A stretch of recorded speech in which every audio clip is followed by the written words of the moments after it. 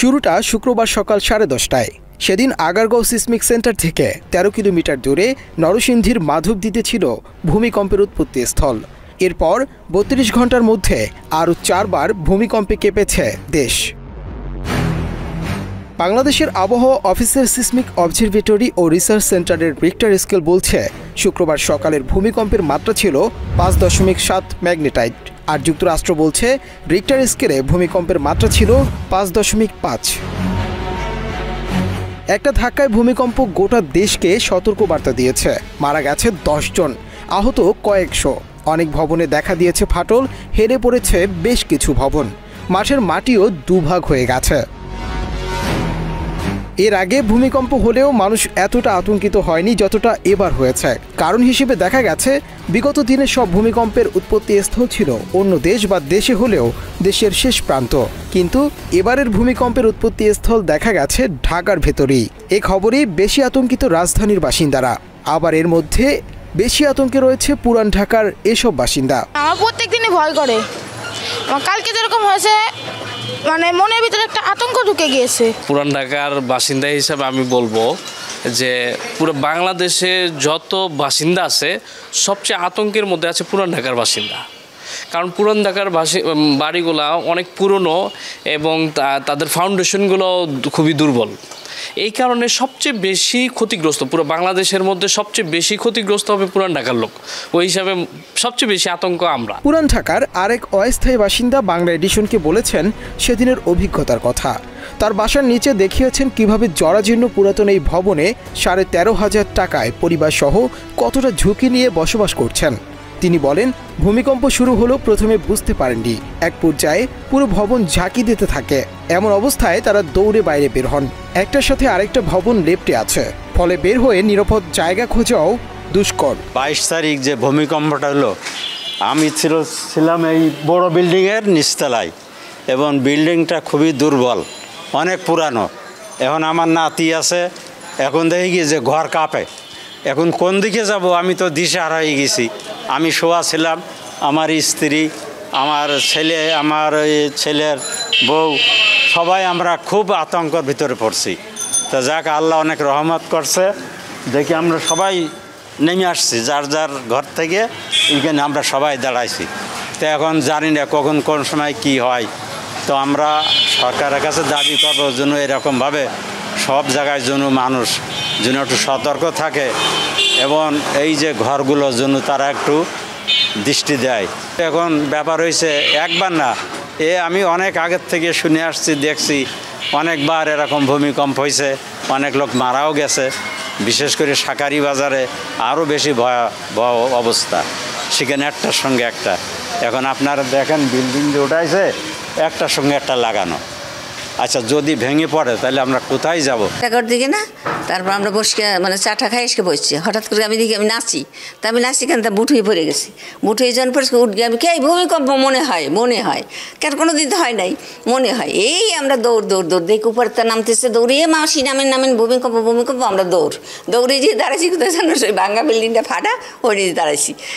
এখন চিন্তা করলাম যে ওই যে বাপ ছেলে মরল ছাদের কর্নিশবর্গে, তবে ওই নিচে দাঁড়াইলাম, হয়তো আগে মরতাম ওই ভাঙ্গা গড্ডার পাশে। ওই গড্ডা পড়তো না আমার গায়ে। রাজুকের পরিকল্পনা ও নিয়ম না মানায় বেশি ঝুঁকিতে রয়েছে পুরান ঢাকার বাসিন্দারা। আবার পুরান ঢাকার অনেক ভবন প্রায় 100 বছরের পুরনো, এগুলো একটু ঝাঁকুনিতেই ভেঙে পড়ার ঝুঁকি রয়েছে। রাজুকের কাছে 3 তলা ভবন নির্মাণের অনুমতি নিয়ে সেখানে বাড়তি আরও 6 থেকে 7 তলা করা হয়েছে। ফলে আরও বেশি আতঙ্ক রয়েছে পুরান ঢাকার এসব বাসিন্দারা।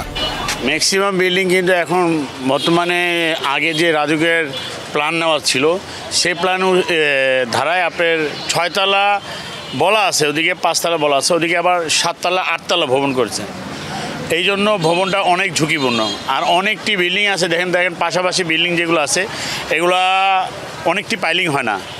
যেমন এটার মাঝামাঝিতে একটা বিল্ডিং করছে, সেটা পাইলিং দেয় নাই, নিচে আপনার দিয়া রড বিছাই দিয়ে ঢালাই দিয়ে উপরে দিয়ে পায়ে উঠাই দিছে। তো এইগুলো প্রচুর ঝুঁকিপূর্ণ।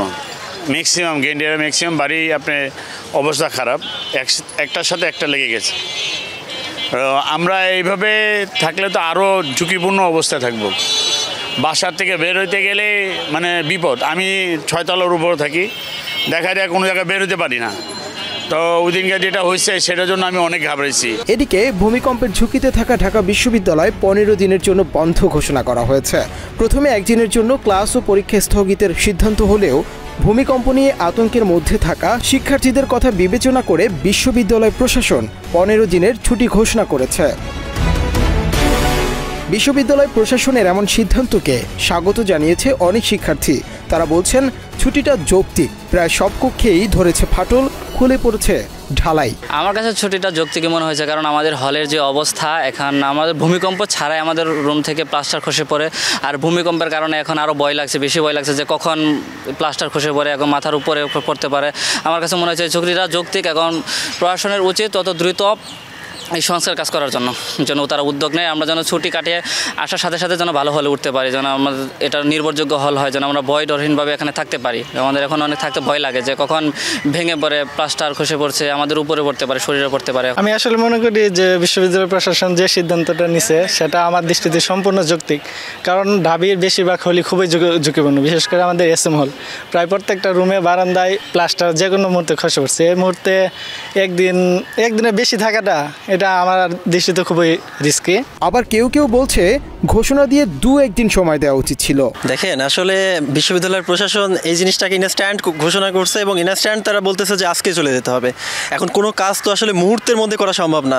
তারা সময় দিতে পারতো যে আপনারা 2 দিন সময় নেন, 2 দিন সময় নিয়ে সব জিনিস যা আছে বা প্রয়োজনীয় ডকুমেন্টস যা আছে, এখানে যারা অনেক দূরে যাদের বাসা, এখানে একসাথে যেহেতু বিশ্ববিদ্যালয়ের সবগুলো হলের শিক্ষার্থী বেরোয় যাবে, তার মানে এখানে টিকিটের একটা ব্যাপার, যে তারা নিরাপদে যে বাসায় যাবে, এখানে একটা টিকিটের ব্যাপার আছে, একটা ঝামেলা না এটা, অর্থাৎ ভোগান্তি কিন্তু সবার জন্যই। তার উপরে হচ্ছে হলের প্রয়োজনীয় জিনিসপাতি, যেহেতু তারা বলছে 15 দিনের জন্য ছুটি। এই ছুটি আদৌ 15 দিন থাকবে কিনা বা আরও লেন্দি হবে কিনা সেটা কিন্তু আমরা কেউ জানি না। কারণ 15 দিন পরেই আবার দেখা যাবে যে শীতকালীন ছুটি, আমাদের বিশ্ববিদ্যালয়ের যেই ক্যালেন্ডার ছুটির যেটা তালিকা আছে সেখানে দেখা যাচ্ছে যে আবার 1 দিন বা 2 দিন পর থেকেই শীতকালীন ছুটি, তারপরে আবার নির্বাচন। আদৌ 6 মাসের মধ্যে এই বিশ্ববিদ্যালয় আবার খোলা হবে কিনা সেটা একটা সন্দেহ থেকে যায়। ঢাবির সবচেয়ে ঝুঁকিপূর্ণ SM হল।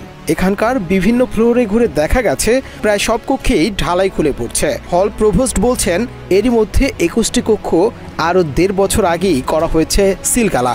ইতিমধ্যে আমরা 21টি রুম বুয়েটের যে ডিটেল এরিয়া প্ল্যান বুয়েটের যে ডিটেল ইঞ্জিনিয়ারিং অ্যাসেসমেন্ট তার ভিত্তিতে আমরা 21টি কক্ষ সিলগালা করেছি এবং তাদের সুপারিশ অনুযায়ী আমরা বাকি কক্ষগুলোতে এখন শিক্ষার্থীদের থাকতে দিচ্ছি। তিনি আরও জানান হলটি দীর্ঘদিন ধরে ঝুঁকিপূর্ণ অবস্থায় রয়েছে।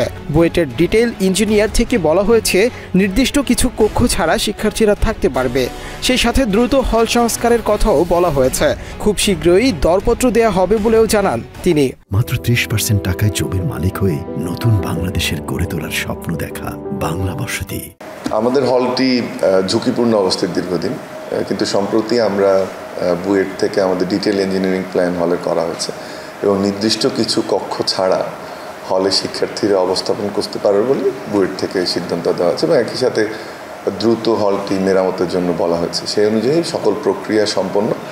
আমরা আশা করছি যে আগামী সপ্তাহে আমাদের হলের দরপত্র যেটাকে আমরা বলি সেটি হয়ে যাবে এবং খুব শীঘ্রই হলের সংস্কারের যে কাজ সেটি শুরু হবে। এ বিষয়ে ভূমিকম্প বিশেষজ্ঞ বুয়েটের প্রফেসর ডক্টর রাকিব আহসান বলেন, ভূমিকম্পের ক্ষয়ক্ষতির পরিমাণ এবং কী কারণে ক্ষয়ক্ষতি হবে এসব বিষয়ে তাদের একদল বিশেষজ্ঞ বিশ্লেষণ করে দেখেছে।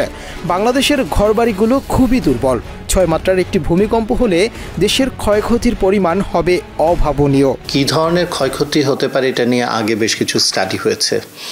বুয়েটের থেকে স্টাডি হয়েছে, CDMP-তে কম্প্রিহেনসিভ ডিজাস্টার ম্যানেজমেন্ট প্রোগ্রাম সেটা স্টাডি হয়েছে, তারপর URP-তে রিসেন্টলি আরবান রেজিলিয়েন্স প্রোগ্রামে স্টাডি হয়েছে। বেশ কিছু স্টাডি আছে এবং প্রত্যেকটা স্টাডিতেই একই জিনিস উঠে এসেছে যে আমাদের ঘরবাড়িগুলো খুবই দুর্বল, বিল্ডিংগুলো খুব দুর্বল এবং এগুলো অনেক ক্ষয়ক্ষতি হবে, এ ব্যাপারে কোনো সন্দেহ নাই। তিনি জানান এ ধরনের ভূমিকম্পে সবচেয়ে বেশি ক্ষতিগ্রস্ত হবে পুরান ঢাকায়, কেননা সেখানের ভবনগুলো একে তো পুরনো, তারপরও ঘিঞ্জি এলাকা। ফলে ভূমিকম্পে একটির সাথে আরেকটি ভবনের ধাক্কা লাগলে পরিণতি হবে কল্পনাতীত। পুরান ঢাকার কথা বললেন, অবশ্যই একটা জিনিস যে আগের ভূমিকম্পগুলোতে, বিভিন্ন দেশের ভূমিকম্পতে দেখা গেছে যে আমাদের যত পুরানো বিল্ডিং তত ভেঙে পড়ার প্রবাবিলিটি বেশি, সম্ভাবনা বেশি। সেই দিক থেকে দেখতে গেলে পুরান ঢাকার বিল্ডিংগুলো ভেঙে পড়ার সম্ভাবনা বেশি।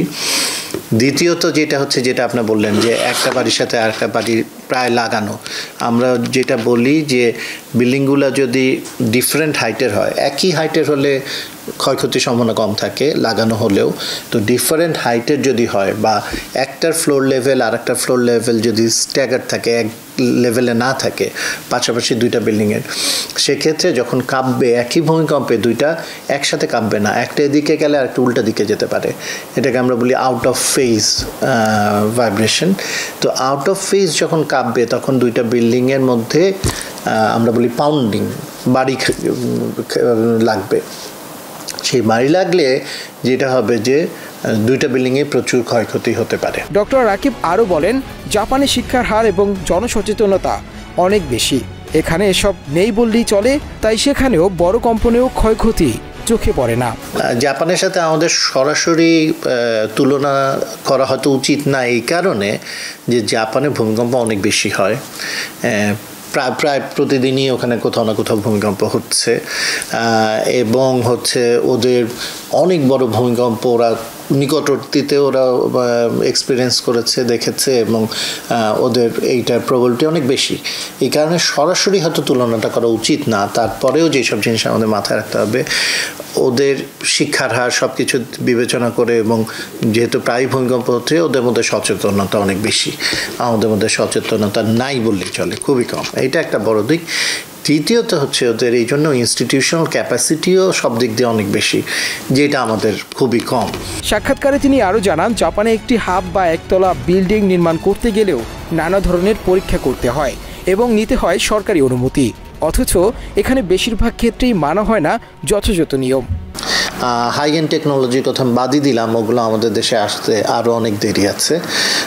কিন্তু সবচেয়ে যে বড় দিক, ওদের প্রতিটা বিল্ডিং যেগুলো তৈরি হয়, ছোট্ট একটা কি বলবো একতলা বড় বিল্ডিংও যদি হয়, 2 রুমেরও যদি হয়, ওইটার অ্যাপ্রুভাল একটা প্রসেসের মধ্যে দিয়ে হয়, প্রপার প্রসেসের মধ্যে দিয়ে হয়। আমাদের ধরেন বড় বড় শহরগুলোতে অ্যাপ্রুভালের যে প্রসেস, কিন্তু ঢাকার বাইরে যান বা একটু গ্রামাঞ্চলে যান, সেখানে অ্যাপ্রুভাল বলতে নামমাত্র একটা প্রসেস মেনটেন হয়, অনেক ক্ষেত্রে কোনো প্রসেসই নেই। তো ওদের প্রত্যেকটা জায়গায় অ্যাপ্রুভাল প্রসেসটা যেটা, সেখানে সব কিছু চেক করা হয়। আবার ভূমিকম্প মোকাবিলায় জাপানের কাঠামো অনুসরণ করতে হবে এমনটাও নয় বলে মনে করেন এই বিশেষজ্ঞ। জাপানের কাঠামো যে আমাদের এখানে করতেই হবে এমন কোনো কথা নাই। হ্যাঁ, আমাদের আসলে বিল্ডিং কোড ফলো করলে এটা যথেষ্ট, সেই জিনিসটাই মাথায় রাখা দরকার। জাপানের কাঠামোর সাথে আমাদের কাঠামোর আসলে বেসিক তফাৎ নাই। জাপানে যেটা করে যে ওরা আর্থকুয়েকের জন্য আমরাও সবসময় যেটা বলি, খুব রেগুলার বিল্ডিং করে। ওরা এক্সেপশনাল বিল্ডিং ইরেগুলার করে সেটা অন্য কথা, কিন্তু নর্মালি সাধারণ বিল্ডিং খুব রেগুলার বিল্ডিং করার চেষ্টা করে। তো এটা একটা আর্কিটেকচারাল দিক, যেটা আমরাও সবসময় আর্কিটেক্টদের জন্য বলি, আর্থকুয়েকের কথা চিন্তা করে আপনারা রেগুলার ডিজাইন করবেন। রাজুক বলছে, ভূমিকম্পের ঝুঁকিতে রয়েছে ঢাকার 300টি ভবন। সম্প্রতি কয়েক দফায় ভূমিকম্পের ছোট বড় এসব ভবন চিহ্নিত করা হয়েছে বলে জানিয়েছে রাজুক চেয়ারম্যান রিয়াজুল ইসলাম। তিনি বলেন, সমসাময়িক কাজ না করা গেলে ভূমিকম্প পরবর্তী পরিস্থিতি সামলানো সম্ভব হবে না। তাই বিশেষজ্ঞরা আশঙ্কা করছেন, বড় ভূমিকম্পে মৃত্যুপুরীতে পরিণত হতে পারে রাজধানী, পুরান ঢাকা হতে পারে পরিত্যক্ত। মুনতাসির তাসরিফ, বাংলা এডিশন, ঢাকা।